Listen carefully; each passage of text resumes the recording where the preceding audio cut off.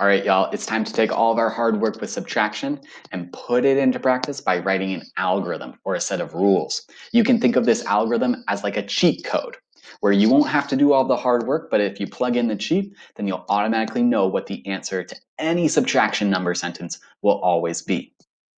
We're ready to do this algorithm because you all did the hard work of figuring out what do these 8 number sentences equal in group 1 and group 2. But hold up. If you are not confident in these answers, and if you are saying like, what? How are these the correct answers? Then I need you to pause and first go back, review. How do you use a chip model? How do you use a number line? How can you think about changes in temperature or changes in money or a team's Jeopardy score to be able to figure out what's actually going on when we're subtracting positive and negative numbers?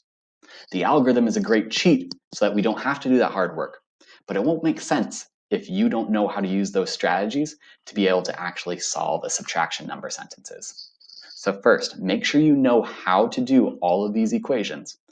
Then we can use that information to write the cheat or our algorithm, our set of rules, all right? When we're writing an algorithm for subtraction, we need to pay attention to 2 different parts of the answer. First, we need to know what the actual number is going to be. What's the value? We also need to know, is that going to be a positive or negative? What's the sign? All right. We're going to come up with an algorithm for group 1 and group 2. Let's begin with group 1. We know that group 1 is always when we are subtracting numbers with the same sign, meaning positive minus positive or negative minus negative.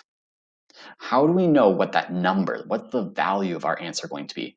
Well, if we look over here, 12 minus 8 gives me 4. 5 minus 7 gives me 2. If I'm just looking at the values, the absolute values, and ignoring the positive and negatives, what I notice is that I'm actually just subtracting. 12 minus 8, 7 minus 5, 4 minus 2 gives me these answers. So when I'm subtracting numbers with the same sign, I'm finding the difference. I'm subtracting the absolute values.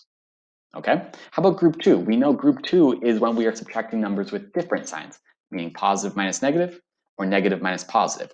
Am I still finding the difference or subtracting? 12 and 8 gives me 20. 5 and 7 gives me 12. No, I'm not finding the difference anymore. 12 minus 8 would be 4.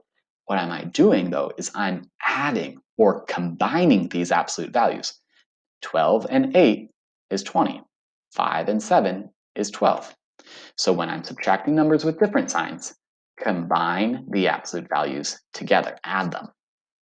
All right, now I need to figure out, is my answer going to be positive or negative? In class, when we are looking at the patterns, we realize that that has to do with the order of the numbers and figuring out which of the numbers that we're subtracting is bigger.